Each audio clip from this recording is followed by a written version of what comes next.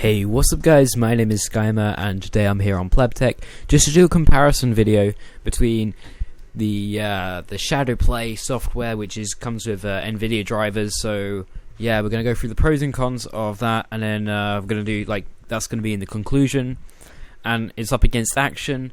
And we're going to start off with performance difference, and we're going to look at quality, then we're going to look at the pros and cons, and then we're going to look at the conclusion. So there you go, that's the setup for this video. And so I guess we'll start off with the performance, like I said. Now, with the performance, I noticed something a little bit funny. It's a little bit weird that they both actually have a drastic effect on FPS. Especially in Valley Benchmark, which is funny because I was told that Valley Benchmark is actually the mainly 10% CPU and 90% GPU. So it's weird that it actually has a big effect on that, but doesn't have a big effect on other games. But yeah, I just did some benchmarks on some really quick stuff in some couple of games, and yeah, if you guys did enjoy the video, but yeah, leave a like if you do. But yeah, let's get into the benchmarks.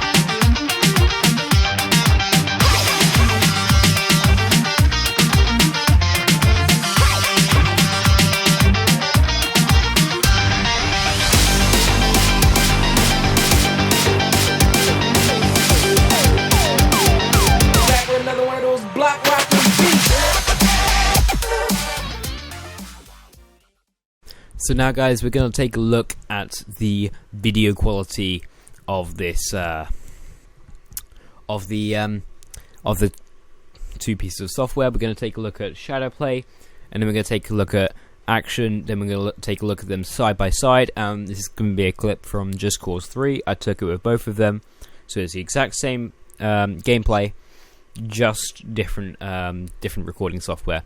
Now, of course, this will probably be compressed by YouTube, so they'll probably look the same, but I'm going to render this video to be the maximum size, basically, so I can just keep it very nice and crisp, but then YouTube's probably going to do horrible stuff to it.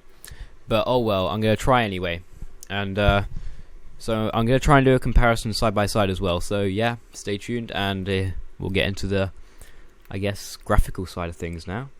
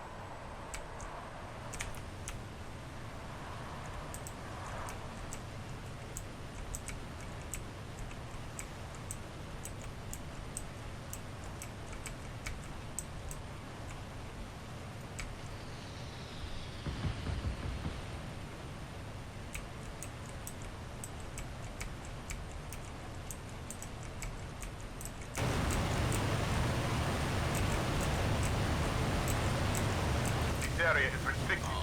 Leave immediately.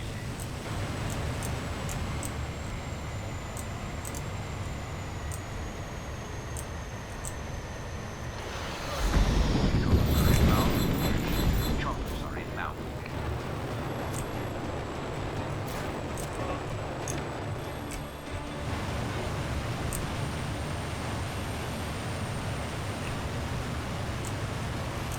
Target is at large. Establish visual contact immediately.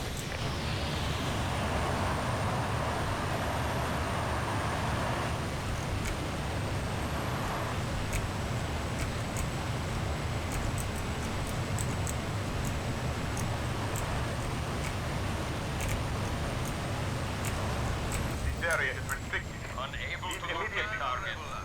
Terminate search.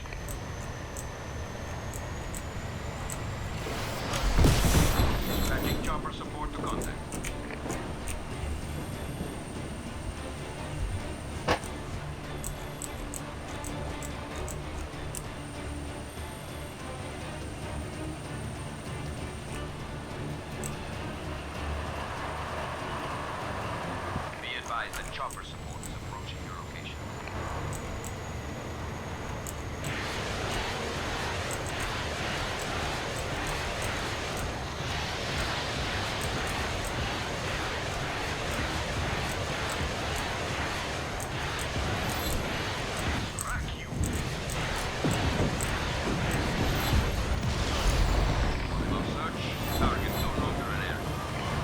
So guys, now on to a very important part of the video. Now as you can see, I'm on Action right now. So this is the layout for Action, this is the display, and basically I'm going to run you down all of the features that you get with Action, and then I'm going to go to GeForce Experience and get the Shadowplay up, and I'm going to show you how easy it is to get Action up. To get Action up, all you have to do is double click this, it will pop up with this, and you click yes, and in my case it will say Action is already running. So that's how you find it, and you can change all the format and everything, but you can only go up to 60 FPS, unfortunately, or 1080p or original. So you could technically get 4K with this. You could fiddle around with some stuff around here, microphones, you know, you got all that good stuff really. Then you got live streaming. Then you can enable live streaming. I've got everything up here, and you can change everything. So you can change it from all the way down to 240p, all the way up to 1080p, and you can change the frame rate to be 30, 15, low as 15, all the way up to 60 as before. And to enable that, all you gotta do is press enable, and then once you enable it, whenever you press your record button, you live stream, and then you also have the option of recording it onto the video disc as well, so you can record it and live stream it at the same time if you really need to. And yeah, and next you got this feature which I've never actually used, but it's remote action. Apparently you can actually use your Android phone. If you have Wi-Fi, you can connect to your computer if your computer is on, and play all your computer games on your Android phone, which is absolutely awesome in my opinion. Then you've got this audio recorder, which I use quite a lot. It's incredibly useful, and not really much else to say. We've also got some benchmarking software, but for this you do need Excel, or else it will come out a stupid way, and like it'll list down all the FPS recorded rather than having an average and a max. And you can take screenshots as well. This is what I use to get screenshots of stuff like this. There you go. That's a really rubbish one that I had, but you know, oh well. And then we got the settings over here. Now I'll run you through the settings as well. Everything looks very professional in this, and if you ever need to change anything like the disk, you can always open output folder as well. That you can just come down here, or you can export to YouTube the selected file. Say for example this, I could export it to YouTube, Facebook, or there you can upload it to something else, or you can delete it right there. You can play it, and to play it you just double tap it and it will start playing like this. You can pause it, you can full screen it like that, you can play it again, you can go back to the that's the previous video, that's the CSGO video of mine, and you can also change the volume. So say if I don't want any volume, then we can have that, and I can just, you know, see how bad I am at CSGO. I mean, look at that, terrible plays there, terrible plays. I mean, look at terrible plays. You know, look at that, I died, that's terrible. And then you can just exit out whenever you want by pressing escape. Unfortunately there's a bit of a bug like that where you can sometimes have that in front of it, and you know, you can get, but I think it looks very professional. And you also got the information about it. It tells you the bit rate and you know, all the video types and that kind of stuff, and yeah, whatnot. You can just click X on that, and if you really want to, you can record into a different channel, so you can have a separate audio file and it will all be in sync, so that's always a good thing.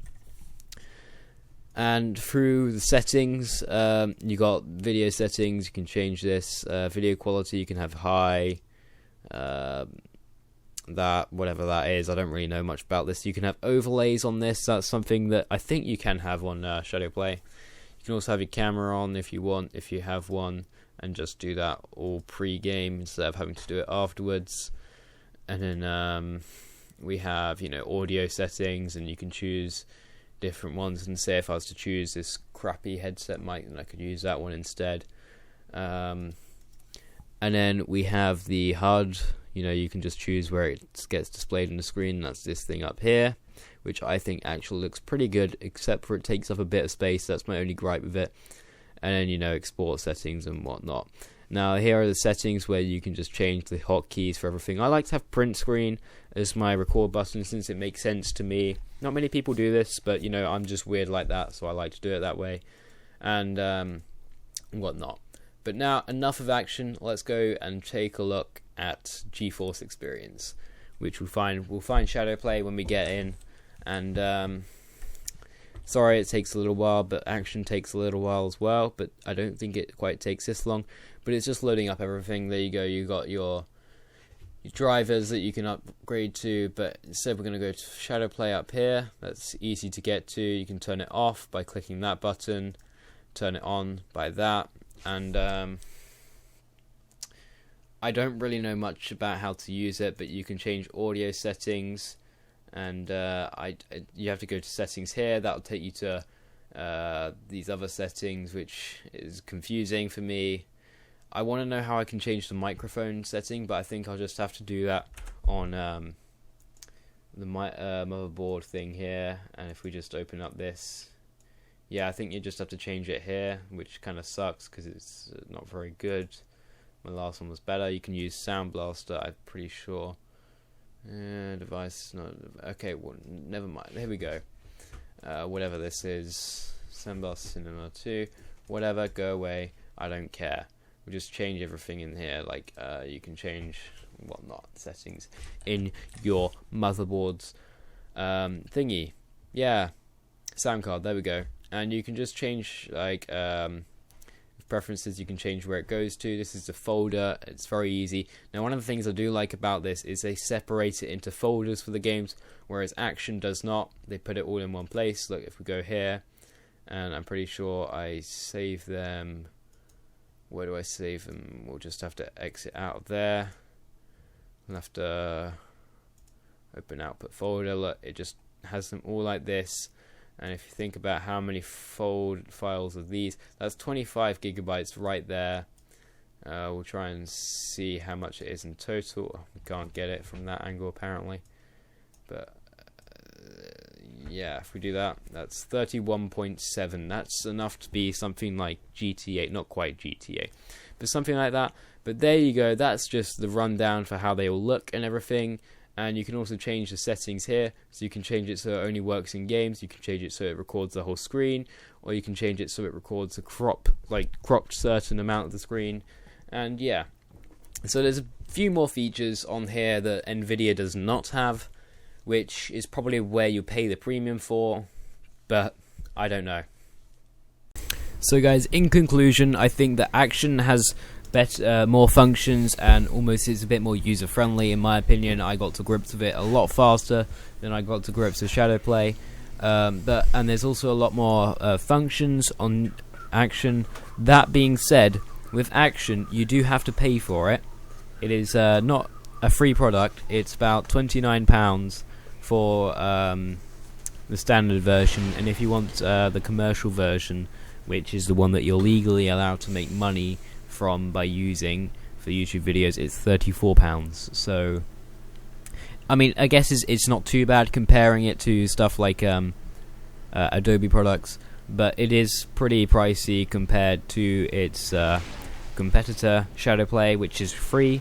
But that being said, with Shadowplay you do have to have an Nvidia card, and it does have better performance though with Shadowplay.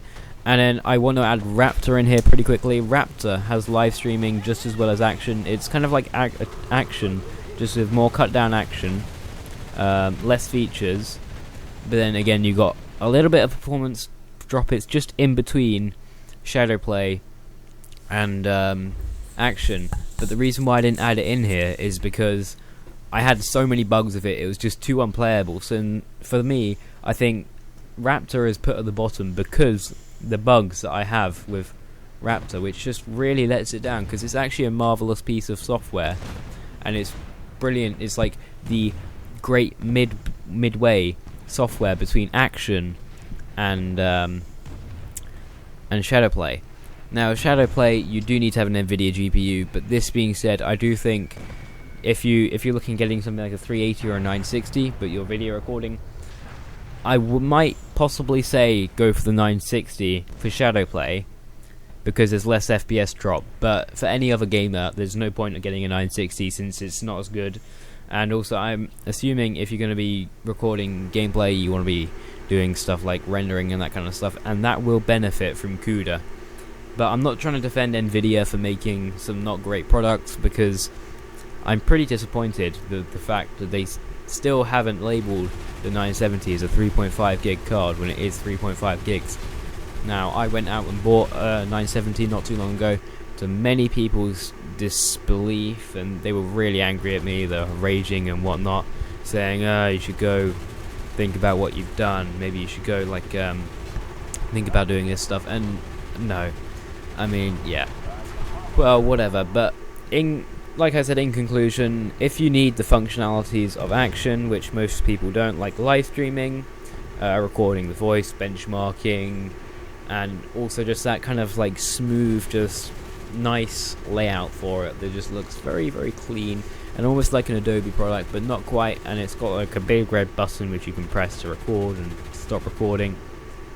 But yeah, anyway, that's just my opinion on it, and I'm hoping from all the stuff that I've given you, like, I thought the video quality, I didn't really see too much difference. Action slightly had the edge, but it was very, very slightly, and wasn't very viewable even at raw footage, so I don't think you'll be able to see it when after YouTube's compressed it and everything, which ultimately that's all it comes down to, isn't it? It depends what it looks like when YouTube's compressed it, because if it looks exactly the same, then there's no point of spending more money on one that makes it look better raw. But you know what, never mind. Anyway, I hope you can make a decision on this, whether you use Shadowplay or Action, or whether you go out and buy Action from this. I already had Action before I had my 970, and I always used it before. It works a dream. I've never actually had an issue with it. There was one update which it kept on crashing on, but I just had to uninstall it and reinstall it. That was the only time, and enter in my product key again. But it's just fantastic. It really works superbly. But that being said, I've never had an issue with Shadowplay yet, but I've only been using it for about a month and a half, around that time. But yeah, guys, if you did enjoy this video, leave a like, and consider subscribing to PlebTech, because we've got some awesome videos coming out for you soon. So stay tuned for that. Rover's probably going to do some videos soon, or Jacob, or whatever you know him as. I'm still doing YouTube life, calling people by their screen name. But yeah, see you guys all later. Have an amazing day. Take care. See you all again soon.